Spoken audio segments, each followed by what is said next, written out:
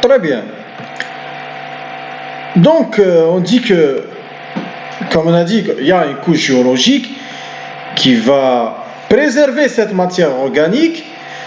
Au sein de cette couche géologique, il y a la genèse de la molécule de gaz biogénique. Le gaz biogénique, c'est le méthane, le gaz de méthane.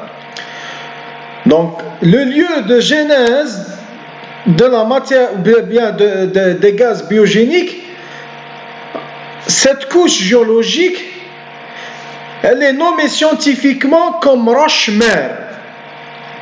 Donc, cette roche-mère, c'est elle, c'est-à-dire le lieu de genèse des hydrocarbures. Cette roche-mère, bien sûr, par ses caractéristiques pétrophysiques, comme on a vu, elle va nous assurer le confinement et ça va favoriser aussi le travail des bactéries anaérobies. Donc, mais il y a toujours des phénomènes qui se succèdent quand même. Il y a une précipitation, il y a une stratification des couches. Hein? Donc, on a deux paramètres qui rentrent en jeu aussi dans ce phénomène-là. On a le paramètre pression et paramètre température. Plus il y a des couches qui se précipitent, des couches qui se sédimentent, plus qu'on a une pression. Plus qu'on a une pression sur cette couche qui préserve les hydrocarbures et les premières molécules de gaz. Donc il y a une pression de plus. Et plus on allant en profondeur, plus il y a la succession, plus qu'on a une température de plus. Le cumul de ces conditions, ça va nous amener à des températures de pression plus élevées. Donc le passage d'une dégradation biologique gouvernée par les bactéries vers une dégradation thermique, réagit par l'augmentation de température, principalement, et aussi la pression. Donc, on a une couche, ou bien une couche géologique, qu'on les a nommées, c'est-à-dire roche-mère, hein, qui a généré les gaz biogéniques. Hein. Par la suite, il y a la succession, c'est-à-dire il y a la stratification, il y a la superposition des couches. Donc, automatiquement, il y a une augmentation de pression, il y a une augmentation de température. Donc, c'est le passage d'une dégradation biologique. Ce n'est plus le travail des bactéries maintenant. C'est le travail de la pression et de la température. Hein, qui vont donner naissance aux premières fenêtres à huile et les premières fenêtres à gaz. Très bien. Donc, on va récapituler ce qu'on a dit dans un schéma. Donc, on a une roche-mère.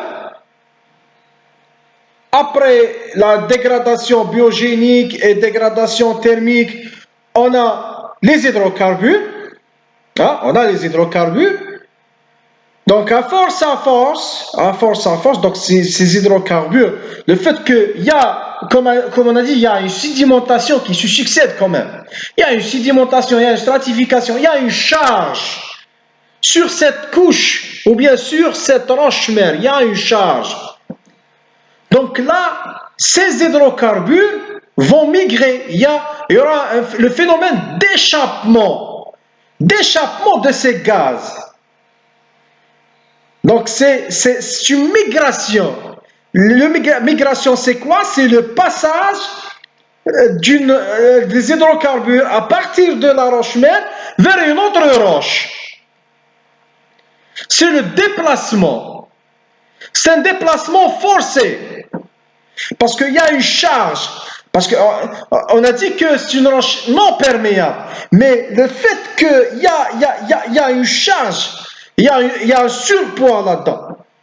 Donc, cette roche-mère va expulser les hydrocarbures qu'elle renferme.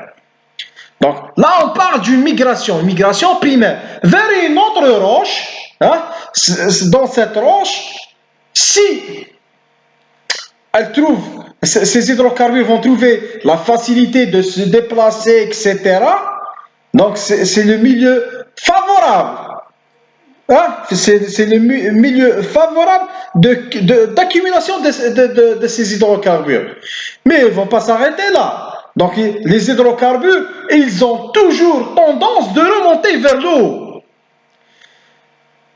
Donc si il n'y aura pas une autre barrière, il n'y aura pas une autre barrière qui empêche ces hydrocarbures d'atteindre la surface, il n'y aura pas de réservoir, il n'y aura pas de gisement. Donc, il faut une barrière. Donc, c'est la roche couverture. Pour laisser les hydrocarbures circuler dans une roche qu'on va nommer roche réservoir. Et c'est ça le système pétrolier. Donc, on a un roche-mère c'est le lieu de genèse des hydrocarbures. Il y a une migration vers une roche réservoir. Donc, il y a une autre couche géologique non perméable, a les mêmes caractéristiques pétrophysiques de la roche-mère, qui va empêcher la dismigration des hydrocarbures vers la surface. L'ensemble va nous donner un système pétrolier d'une région quelconque. Donc, c'est quoi un système pétrolier? Il est composé de 3 compartiments. Donc, on a la roche-mère, roche réservoir et roche couverture. Le rôle de chaque couche, donc la roche-mère qui va nous donner, c'est le lieu de genèse des hydrocarbures. La roche réservoir, c'est là le lieu de résidence des hydrocarbures. Et la roche couverture, c'est la roche qui empêche la dismigration des hydrocarbures vers la surface. Très bien. Donc, c'est-à-dire, en admettant qu'on va commencer les travaux d'exploration par le forage, c'est-à-dire on va commencer à forer. Donc, on va cibler quoi? On va cibler la roche réservoir pour récupérer ces hydrocarbures. Si on cible la roche réservoir, donc ça, on parle d'un réservoir conventionnel. Un réservoir conventionnel. Là, une roche réservoir, c'est-à-dire est caractérisée par une bonne perméabilité. Ça ne va pas nous causer de problème. Une fois on creuse la terre, c'est-à-dire on arrive au niveau de cette roche réservoir, il y a une remontée des hydrocarbures. Without problem. Ça, c'est un réservoir conventionnel. Mais il faut tenir en compte, c'est-à-dire à titre d'information, que les hydrocarbures expulsés de la roche-mère, c'est à peine les 60%. Donc, à 50 à 60%, je dis ça. Donc, là, il y a presque 40 à 50% des hydrocarbures sont encore piégés dans la roche-mère. Parce que, comme je vous ai dit, que cette migration, elle est due à quoi? À une surcharge. Donc, il y a quand même une quantité considérable qui est piégée dans la roche-mère. Mais on peut la récupérer. Si on fore jusqu'au roche-mère, là, on parle d'un réservoir non conventionnel. Et pour récupérer ces hydrocarbures, donc il faut des techniques avancées. Des techniques avancées de fracturation, etc. On va le voir doucement par la suite. D'accord? Donc, on a un système pétrolier, on a un roche-mère, roche réservoir, roche couverture. On a vu la différence entre c'est quoi un réservoir conventionnel et un réservoir non conventionnel. Donc, si on cible la roche réservoir, là on parle d'un réservoir conventionnel. Si on cible la roche-mère, le lieu de genèse des hydrocarbures, là on parle d'un réservoir non conventionnel. D'accord? Même, on peut nommer, ou bien on peut parler d'un réservoir non conventionnel si la migration de ces hydrocarbures, la migration de ces hydrocarbures à partir de la roche-mère, elle est vers une roche de caractéristiques pétrolières